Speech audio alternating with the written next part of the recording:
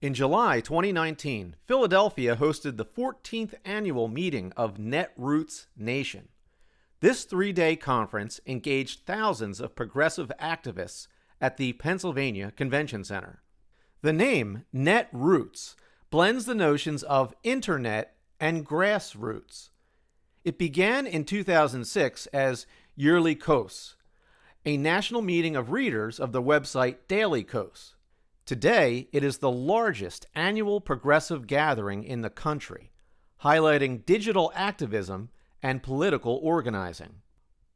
According to NetRoots, the 2019 conference attracted a record 4,000 plus attendees. This reflects a charged constituency, emboldened by the 2018 midterm elections and gearing up for 2020.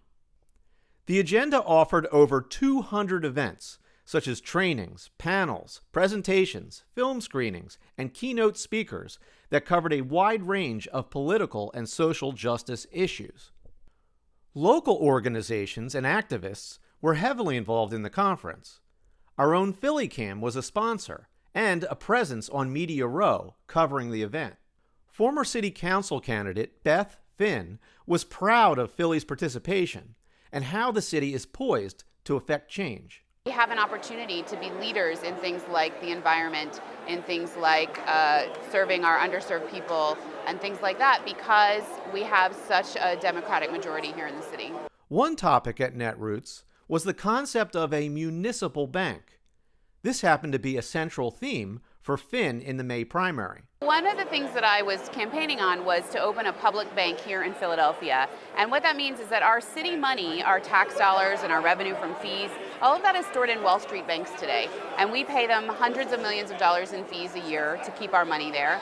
And they're investing it in things that don't benefit the people of Philadelphia. Gas and oil pipelines, for-profit prisons, definitely not here in Philadelphia. If we were to open a public bank, bring our money home, we wouldn't pay those fees, and then we could invest in projects that made sense for us here. More affordable housing, a Green New Deal for Philadelphia, fixing our roads and our schools, whatever it was we decided was important, we could invest that money here. So I'm still pushing for us to open a public bank. Just because I wasn't elected doesn't mean that my desire for that money to come back to the city has changed. And so I have already been meeting with some of our city council members to talk to them about how we can move that forward. And so far, the reception I've received has been pretty positive. Another area of concern was how to combat fraud and foreign meddling in U.S. elections. Dan Wolf from the nonprofit tech startup Democracy Counts was a finalist in NetRoots' showcase competition for new tools in activism. He talked about his mobile app as a solution. It's obvious that our systems are obsolete, they're vulnerable, they're subject to manipulation. We can't be sure that in a close election, many of the elections are that they're actually installing the candidate who earned the victory. You know, the losing candidate can be installed. And so we need to have accurate elections so that people can be sure that the candidate who becomes the president or the senator or the governor is actually the person who won the election. Some of our systems are so old and obsolete and subject to manipulation that that we're pretty darn sure that the losers are being installed in office. And this is a problem. So we've developed this system. It involves two apps, a small app and a big app. The small app is very straightforward. Anybody can use it. If you know how to use the camera on your cell phone, you know how to do this. Basically, it involves going to the polling place. If you're a poll watcher, it's great, you're already there. If you're not, you're a voter, you go back to the polling place after the polls close and they put the results up on the wall. You take a picture of the results. That picture is encrypted and uploaded onto our system, and it's later compared with the official results as they come out on the Secretary of State's website. Regarding an economic theme, PhillyCAM's Rafael Calazzo interviewed Kadita Kenner of the Pennsylvania Budget and Policy Center about working to raise the minimum wage. So the We the People campaign is one of the other campaigns of the Pennsylvania Budget and Policy Center, and we've predominantly been just working on minimum wage, trying to raise the minimum wage. We're stuck at the federal level here in Pennsylvania. Every surrounding state around us has raised the wage once, twice, 3, 4 times. We've been at 725 for 10 years. We haven't moved it legislatively in 13 years. It's time to give Pennsylvanians a raise. Delia Garcia, who serves as Secretary of Labor for the state of Kansas, believes that progressivism is rising everywhere, even in her traditionally conservative state. We have progressive voices and thoughts everywhere, and in Kansas we're growing them. We have been around, one of the things that when I was a state legislator, I was elected in 2004.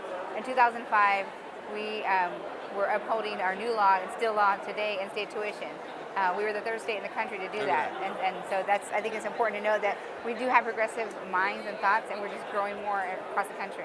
NetRoots featured topics for everyone, such as climate change, criminal justice reform, racial equality, women's rights, LGBTQ issues, immigration, economic justice, gun control, organizing for elections, and much, much more. For many attendees, their only regret was too many overlapping sessions of interest and having to make tough choices. The only thing I wish there were more of was more time to do all of the panels. There's 120 panels or something like that, and so you can't go to them all because it's only 3 days, and a lot of them run concurrently. So I wish there was more time to hear from all of the incredible speakers that they've gathered here. I'm really proud of how the Philadelphia local crew has really come together to put together a really impressive conference. At NetRoots, PhillyCAM pressed its own pet issue. That is, fighting proposed changes in FCC regulations that would severely limit funding for community media outlets. PhillyCAM's Vanessa Maria Graber interviewed Oregon Senator Jeff Merkley, who is advocating to protect community media. America would be far better off facilitating a much stronger voice for the people, great diversity in the voices that can be on the public airways, all the public airways, not just cable television. And so it is important to celebrate a victory, but realize the other side is not going home and stopping, and neither can we. Finally, in its official release, NetRoots Nation claims to have the most diverse group of participants ever. 76% of selected speakers were people of color, 64% were women, and 28% were LGBTQ. Having attended a past NetRoots convention many years ago, Rafael Collazo took special note of this. I remember when this was almost all guys and not very diverse. I went to one like 10 years ago in the Chi. There was actually a Latino meeting there with the 18 Latinos that were there about how we're going to help diversify these things. So we've come a long way, baby. So for PhillyCAM Voices, this is Dennis Link.